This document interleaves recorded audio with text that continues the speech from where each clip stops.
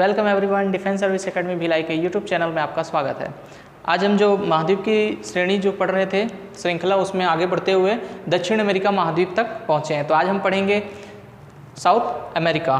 ठीक है, तो विश्व के 7 महाद्वीपों में हमने एशिया देखा, उसके बाद हमने अफ्रीका महाद्वीप देखा, उत्तर अमेरिका महाद्वीप देखा और आज हम पहुँचे हैं इस दक्षिण अमेरिका की तरफ। तो चलिए दक्षिण अमेरिका की महत्वपूर्ण बातें उन पर चर्चा करते हैं। इस महाद्वीप का जो आकार है वो कैसा है? त्रिभुजाकार। आप देखेंगे ये महाद्वीप है, ये किस प्रकार का है? त्रिभुजाकार दिखेगा आपको, ऐसा मान सकते हैं, एक त्रिभुजाकार आकृति का है। ठीक है, तो ये महाद्वीप का आकृति कैसा है? त्रिभुजाकार है। दक्षिण अमेरिका विश्व का चौथा सबसे बड़ा महाद्वीप है। मैं जितने भी जो महाद्वीप करा रहा हूँ वो लाइन से करा रहा हूँ। सबसे बड़ा कौन सा था? एशिया, दूसरे नंबर पे अफ्रीका था, तीसरे नंबर पे उत्तर अमेरिका और चौथे नंबर पे दक्षिण अमेरिका है। यहाँ पे देशों की संख्या कितनी है? पूरी 15 है। अभी मैं पूरे 15 देश गिनवा देंगे।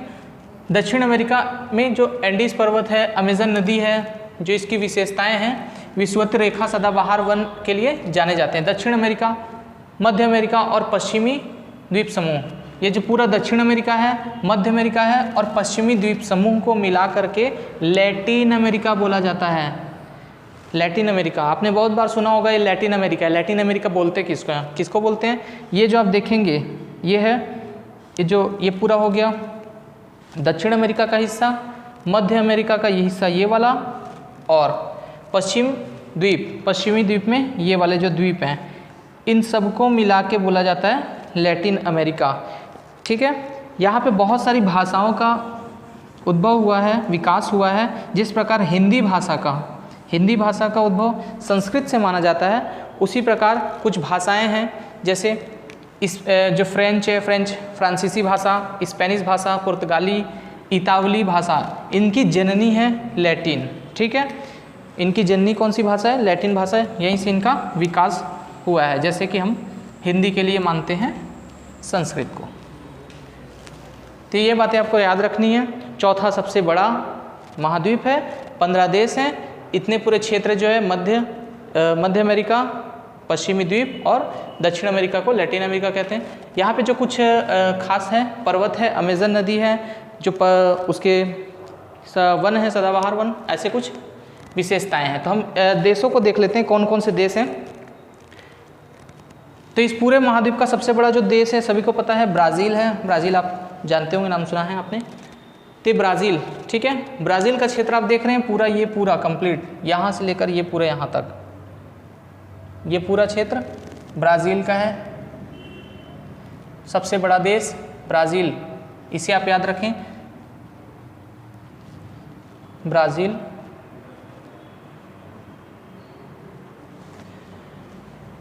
ब्राज़ील का आपने नाम सुना होगा।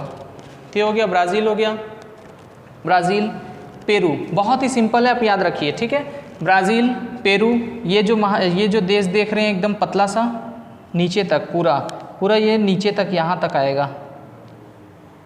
ठीक, ये क्या है? पेरू। ये है ये पेरू, ये चिली। ठीक है, ये क्या है? चिली। ये पेरू है, ये चिली है। ये है जो बच गया ये वाला हिस्सा, येलो कलर वाला, ये पूरा अर्जेंटीना। ठीक है, तो मैंने बताया ब्राज़ील, पेरू, चिली, अर्जेंटीना, ये है ये वाला जो क्षेत्र है, ये बोलीविया, ये है पराग्वे, ये है उरुग्वे, पराग्वे, बोलीविया। यहाँ पे मैंने बता दिया था, पेरू की बात की थी। यहाँ छोटा सा इक्वाडोर, यहाँ पे है कोलंबिया का आपने नाम सुना होगा, कोलंबिया के बाद है वेनेजुएला। इसके बारे में काफ़ी चर्चाएं होती है। वेनेजुएला दक्षिण अमेरिका का हिस्सा है। ये देश पूछ लेता है कभी, तो आपको याद रखना चाहिए कौन कौन से देश कहाँ हैं। आप उत्तर अमेरिका के देशों को जान चुके हैं, दक्षिण अमेरिका के देशों को जान चुके हैं, और एशिया के आप पहचान जाएंगे। जितने भी जो अटपटे नाम है सब अफ्रीका महाद्वीप में है, तो इससे आसानी से आप पहचान सकते हैं। यह है गुयाना अलग है और फ्रेंच गुयाना अलग है। फ्रेंच गुयाना जो है वो फ्रांस के अधीन है अभी भी। ठीक है, फ्रेंच गुयाना फ्रांस के अधीन है, जैसे हमारा भारत जो है ब्रिटेन का उपनिवेश था, ये अभी भी उपनिवेश बना हुआ है इसे। और जो ये गुयाना और ये वाला जो क्षेत्र है इनको अभी सूरीनाम स्पेन के अंदर में था, ठीक है, इसको आज़ादी मिल चुकी है सूरीनाम। तो यहाँ पे जो लैटिन भाषाओं में जो उद्भव हुआ फ्रेंच स्पेनिश ऐसी भाषाओं का, वो इसलिए हुआ कि यहाँ पर जो जितने भी हैं उपनिवेश बना के रखे थे, कुछ ब्रिटेन ने बनाए थे, कुछ फ्रांसीसी ने बनाए थे, स्पेनिश ने बनाए थे। इस क्षेत्रों में पूरे यूरोपियों का ही पूरा कब्जा था, पूरे क्षेत्र में उनको आज़ादी मिली धीरे से। तो उसके बाद फिर हुआ, तो इसमें नाम याद रखें, Brazil, Peru, Ecuador, Colombia, Venezuela, Guyana, Suriname के बाद फिर क्या है, फ्रेंच गुयाना, ये सूरीनाम, ये फ्रेंच गुयाना। नीचे पे अर्जेंटीना, यह है Chile, Argentina, Paraguay, Uruguay, Bolivia, ये पूरे कंप्लीट देश हो गए। और जो बच गया है वो जो द्वीप हैं छोटे छोटे, उनको मिला के 15 होते हैं। यहाँ आप गिनेंगे तो पूरे 15 नहीं मिलेंगे, दो तीन कम मिलेंगे, तो वो कितने हैं, जो द्वीप हैं छोटे छोटे उनको भी गिन लिया जाता है। तो टोटल किल मिला के 15 होते हैं, ठीक है। तो ये आपको याद रखना है। यहाँ पे जो इक्वेटर लाइन गई हुई है, इक्वेटर जो लाइन गई है ब्राज़ील से गई है, कोलंबिया और इक्वाडोर से गई है, 3 देशों से गई हुई है। अभी मैं आपको लाइन खींच करके बताता हूँ। 2 रेखाएं गई हुई है यहाँ से, एक इक्वेटर 0 डिग्री लाइन, ठीक है, 0 डिग्री लाइन इक्वेटर, इसको भूमध्य रेखा, विषुवतीय रेखा कहते हैं, भूमध्य रेखा। ये कौन कौन सा देश, एक तो ब्राज़ील से गई, दूसरा कोलंबिया से और तीसरा इक्वाडोर, ठीक है, इक्वाडोर। ये 3 देशों से गई है भूमध्य रेखा। उसके बाद यहाँ पे मकर रेखा भी है, ठीक है, ये है मकर रेखा। तो ब्राज़ील वो देश है जिससे भूमध्य रेखा भी गई है और मकर रेखा भी गई है, दोनों रेखाएं जाने वाला देश है ब्राज़ील, ठीक है। उसके बाद यहाँ पे पराग्वे के बाद आपको अर्जेंटीना के बाद ये चिली, ठीक है। यहाँ पे कितने देश हो गए, चिली हो गए, चिली, अर्जेंटीना, पराग्वे, ब्राज़ील, 4 देश किससे, मकर रेखा से गुजरते हैं, ट्रॉपिक ऑफ कैप्रिकॉर्न, इसे आप याद रखें। ये इतने देश हो गए 4 और ऊपर 3 देश, कुछ इस प्रकार की भूमिका है यहाँ पे। चलिए अब इसके आगे की बातचीत देखते हैं। कुछ हम भू आकृति देखते हैं, जैसे विश्व की सबसे लंबी पर्वतमाला, विश्व में सबसे लंबी पर्वतमाला जो है वो कौन सी है, एंडीज। जिस प्रकार से रॉकी पर्वतमाला उत्तर अमेरिका में है, वैसे ही एंडीज पर्वतमाला दक्षिण अमेरिका में, जिसकी सबसे ऊंची शिखर है एकांकागुआ में। अभी आपको दिखाता हूँ। एंडीज पर्वतमाला में इक्वाडोर का पठार, अभी कुछ पठार भी हैं, इक्वाडोर का पठार, पेरू का पठार, बोलीविया का पठार, डेस्पोब्लेडो का पठार, ये सभी फैला हुआ है यहाँ पे। एंडीज पर्वत श्रेणी के मध्य में सिम्बेंजो, कोटोपैक्सी ज्वालामुखी पर्वत है, विश्व का सबसे ऊंचा ज्वालामुखी है कोटोपैक्सी, इसको याद रखें। किपियापो, यांगहेयहो तथा एकांकागुआ ज्वालामुखी पर्वत पाए जाते हैं, ठीक है। पेरू के पठार पर प्रसिद्ध झील टिटिकाका झील है, मोस्ट इंपॉर्टेंट है, इसे याद रखें। टिटिकाका झील कहाँ पे, पेरू पर, पेरू के पठार में। एंडीज के पश्चिमी भाग में सक्रिय तटीय मैदान हैं, कुछ सक्रिय तटीय मैदान भी हैं। उस प्लाटा नामक दर्रा से होकर के ट्रांस इंडियन रेल मार्ग बोल दिया तो आपको याद रखना ये है कहाँ, बस इतना ही पूछता है। ट्रांस इंडियन रेल मार्ग कहाँ पे है, दक्षिण अमेरिका का हिस्सा है वो, बस ये आपको याद रखना है, एग्जाम में यही पूछेगा। ट्रांस इंडियन बोल दिया तो इंडियन में इंडिया पहुँच जाओगे। ये कुछ है, मैं आपको ये सभी चीज़ें दिखाता हूँ कहाँ कहाँ पे है। चलिए हम यहाँ पे देखते हैं। तो यहाँ पे गुयाना का पठार मैंने बताया था, गुयाना एक देश है और फ्रेंच गुयाना भी यहाँ पे है। तो जो उत्तर अमेरिका है और दक्षिण अमेरिका, उसको अलग करने का काम कौन करता है, पनामा नहर, ठीक है। यहाँ पे जो पनामा नहर है, ये पनामा नहर उत्तर अमेरिका को दक्षिण अमेरिका के साथ बांटता है, अलग करता है। उसके बाद तो किसी भी नहर से जुड़ा हुआ नहीं है। यहाँ पे अटलांटिक महासागर जो हुआ करता था, यहाँ पे कौन सा, प्रशांत महासागर, ठीक है, अंध महासागर और प्रशांत महासागर याद रखें।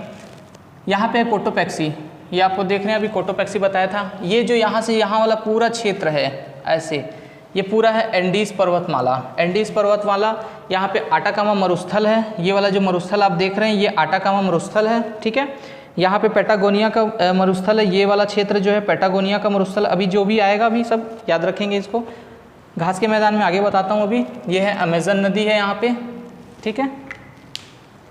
और भी बातचीत वो हम अभी धीरे धीरे आपको बताते चलेंगे। वैसे यहाँ पे सारा चीज़ें हैं लेकिन एक साथ नहीं करना। चलिए आगे देखते हैं। तटीय मैदान के मध्यवर्ती भाग में आटाकामा मरुस्थल, मैंने अभी आपको मरुस्थल दिखाया, तो तटीय भाग के मध्य क्षेत्र में है वो चिली देश में है। देश का नाम याद रखना। आटाकामा मरुस्थल कहाँ पे है? चिली में, ठीक है। इस पर्वत श्रेणियों में दक्षिण में पैटागोनिया का पठार, मैंने अभी आपको दिखाया पैटागोनिया का पठार कहाँ पे है। उसकी सबसे नीचा स्थल है वाल्डेस प्रायद्वीप, अर्जेंटीना का है। सबसे अधिकतम तापमान भी आपको मिलेगा अर्जेंटीना का, रिवाडाविया, ठीक है। और न्यूनतम तापमान भी आपको मिलेगा सरमियांटो, ये भी कहाँ पे है? अर्जेंटीना में ही है। महाद्वीप के उत्तरी भाग से विषुवत रेखा गुजरती है, मैं आपको दिखा चुका हूँ। और पश्चिमी देशांतर, 60 अंश पश्चिमी देशांतर रेखा महाद्वीप को उत्तर से दक्षिण की ओर लगभग 2 बराबर भागों में विभाजित करती है। ये वाली रेखा भी मैं आपको दिखा देता हूँ, नक्शे पर ध्यान देंगे। बाकी ये सारी चीज़ जो मैं यहाँ पे लिखा हुआ है नोट्स टाइप का बना ले सभी।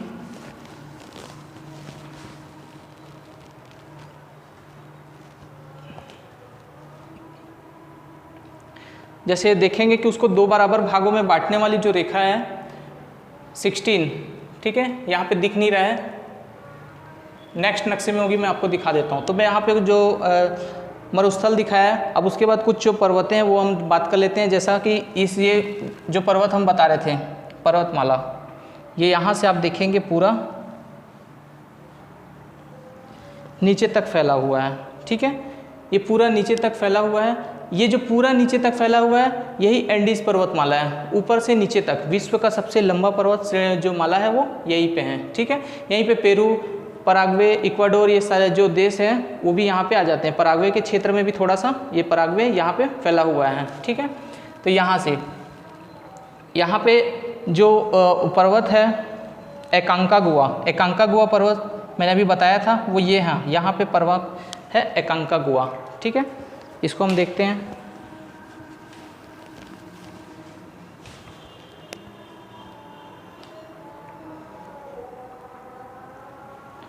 विश्व के सबसे अधिक ऊंचाई पर स्थित झील टिटिकाका झील। टिटिकाका झील किसके लिए प्रसिद्ध है? नौकायन के लिए प्रसिद्ध झील है। टिटिकाका झील नौकायन के लिए प्रसिद्ध है। अभी मैंने आपको दिखाया था। विश्व का सबसे अधिक ऊंचाई से गिरने वाला जलप्रपात कौन सा है?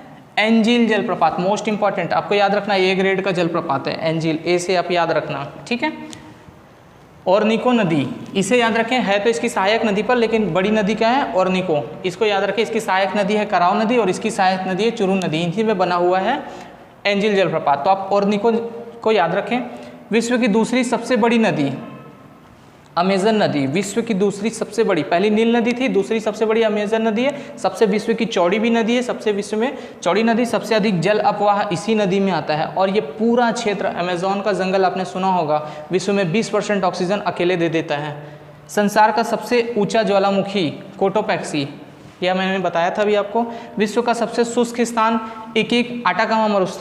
आटाकामा मरुस्थल। विश्व का सबसे लंबा तटीय मैदान प्रशांत महासागर का तट। निरंतर बसंत ऋतु को जो नगर है वो क्योटो नगर है। यहाँ पे बसंत ऋतु अक्सर हमेशा बना रहता है, क्योंकि यहाँ का जो मौसम है बहुत ही अच्छा रहता है और पेड़ पौधे इनकी दृष्टि से भी काफ़ी अच्छा है।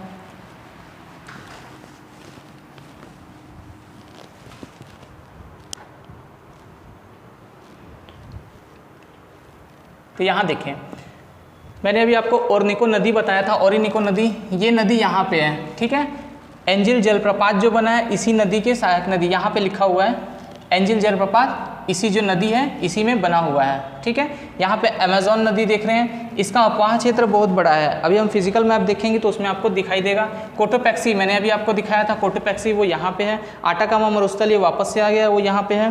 पैटागोनिया का मरुस्थल ये यहाँ पे याद है।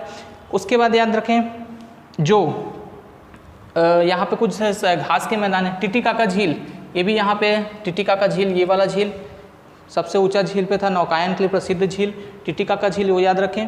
और जो घास के मैदान है पंपास, लानोज, इनके बारे में भी हम बात करेंगे, ठीक है। तो ये लानोज है, यहाँ पे क्या है? पंपास घास के मैदान है। यहाँ पे पराना एक नदी है पराना, उसे भी देखें। पंपास घास के मैदान अलग हैं और कंपास घास के मैदान अलग हैं, ठीक है। कंपास ब्राज़ील का है और पंपास अर्जेंटीना का है। इन दोनों का याद रखें अंतर। कंपोज या तो कंपास नहीं आता एग्जाम में तो कहीं पे कंपोज आता है, तो कंपोज के लिए भी याद रखें ब्राज़ील का है और पंपास जो है अर्जेंटीना का है, ठीक है। और लानोज वेनेजुएला का क्षेत्र, ये लानोज जो है वेनेजुएला, यहाँ पे देश है वेनेजुएला, उसका है, ठीक है। तो यहाँ पे वेनेजुएला इसका ही था लानोज, ठीक है। यहाँ पे पंपास है, पंपास घास का मैदान वो अर्जेंटीना का है, और यहाँ पे कंपास है वो किसका है, ब्राज़ील देश का है, ठीक है, ब्राज़ील, इसे आपको याद रखना है। वो जो 60 डिग्री वाली जो लाइन थी वो ये होनी चाहिए कंप्लीटली, ठीक, क्योंकि इस नक्शे में क्लियर नहीं आया है इसलिए हम दिखा नहीं पाएंगे उस लाइन को। चलिए अगला देखते हैं, कंपोज ब्राज़ील के घास का मैदान, मैंने अभी आपको बताया, लानोज बताया, वेनेजुएला का घास का मैदान, ग्रान चाको सेल्वास के दक्षिण में अवस्थित शीतोष्ण कांटेदार, शीतोष्ण शीत भी है और थोड़ा सा उष्ण है, ठीक है, वो वनस्पति है। सेल्वास विषुवतीय रेखा के सदाबहार वन, विषुवतीय रेखा, विषुवतीय रेखा याद रखें, एक एग्जाम में जो क्वेश्चन आता है जो सदाबहार वन, आपको बस एक चीज़ याद रखना है कि जहाँ भी सदाबहार वन होगा वहाँ विषुवत रेखा जरूर होगा, वहीं पे सदाबहार वन पाए जाते हैं, ठीक है। अपवाद के रूप में हमारा भारत है, क्योंकि यहाँ विषुवत रेखा तो नहीं है लेकिन सदाबहार वन है भारत में, क्योंकि यहाँ की जो स्थिति है, भौगोलिक दृष्टि है, उस हिसाब से भारत बहुत अमीर है भौगोलिक दृष्टि से। तो यहाँ पे विश्व में जितने भी वन पाए जाते हैं, चाहे वो टुंड्रा हो, चाहे टैगा हो, चाहे सदाबहार वन हो, कटीले हो, मरुस्थलीय वन हो, सारे मरुस्थल सारे जो वन हैं वो भारत में पाए जाते हैं। तो भारत अपवाद है, तो उसमें आपको देखना पड़ेगा, नहीं तो विषुवत रेखा पर सदाबहार वन पाए जाते हैं। एस्टेसिया अर्जेंटीना के पशु फार्म हैं, ठीक है। ब्राज़ील के काफ़ी उगाने वाला फार्म जिसे फेजेंडा कहते हैं। ब्राज़ील सर्वाधिक कहवा मतलब कॉफ़ी उत्पादक देश है, ये भी याद रखें। गुआनो चिली तथा पेरू के तट पर हजारों लाखों चिड़ियों की बीट से बहुमूल्य खाद बनाया जाता है, ठीक है। इसका नाम पूछ लेता है गुआनो क्या है, तो याद रखना खाद है। कहाँ बनाया जाता है, पेरू के तट, चिली और पेरू के तट जो किनारे वाला तट था वहाँ पे बनाया जाता है। विश्व का सबसे दक्षिण अक्षांशों में स्थित नगर है पेंटा एरिना, ठीक है, चिली का पेंटा एरिना, क्योंकि उसके बाद से फिर बर्फीला क्षेत्र प्रारंभ हो जाता है, जो ध्रुवीय क्षेत्र है, बर्फीला का मतलब ध्रुवीय क्षेत्र। चलिए अब आगे देखते हैं, ये हमने वापस से वही ला दिया, कंपास, पंपास और लानोज। ये कहाँ कहाँ के याद रखना, यहाँ पे गुयाना का पठार है, अमेजन नदी भी हमने देखा, टिटिका का झील, बोलिविया का पठार, ये सारी वही चीज़ें आते जा रही है दोबारा से, तो इनको आपको याद रखना है, पूरे फैक्ट हैं।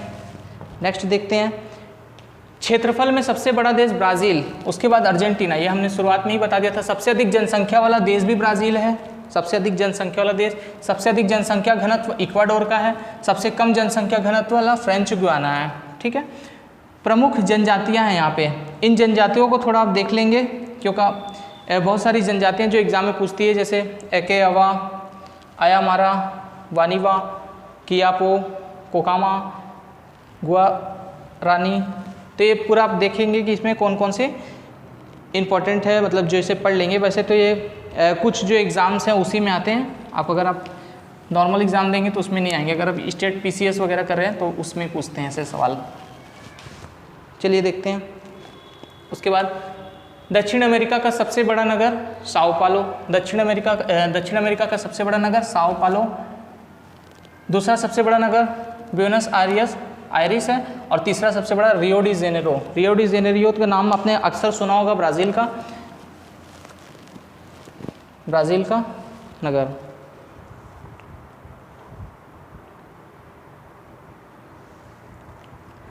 ये आप देखेंगे, ये इसकी स्थिति हो गई, ठीक है, ये इसकी स्थिति है जो दिखाते हैं विश्व में। उसके बाद यहाँ से बर्फीला स्थान जो प्रारंभ हो जाता है, ये वाला देखेंगे, ठीक है, और ये वाला पूरा दक्षिणी अमेरिका का महाद्वीप है।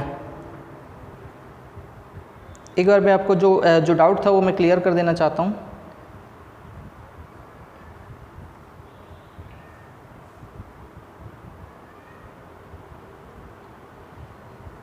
ओके ठीक है, वो जो लाइन थी, वो रेखा थी, वो वही जो मैंने रेखा बताई थी वही वाली रेखा है। ठीक है,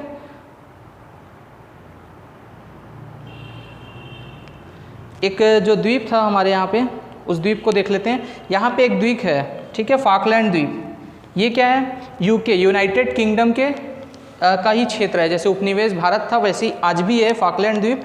तो ये जो द्वीप है इसके बारे में एग्जाम में पूछता है, फाकलैंड द्वीप कहाँ पे, तो आपको बता देना दक्षिण अमेरिका का हिस्सा है। तो ये जो दोनों देश हैं अर्जेंटीना और ये जो फाकलैंड का जो है, फाकलैंड जो यूके के साथ है, इन दोनों के मध्य विवाद है, क्योंकि ये तो उसी के क्षेत्र में पड़ता है लेकिन फिर भी वो अपना उपनिवेश बना रखा है, तो इस कारण से। तो इसी के साथ ये वीडियो यहीं पे समाप्त होती है। फिर हम कल मिलेंगे आपको नए महाद्वीप यूरोप के साथ। तब तक के लिए नमस्कार, जय हिंद।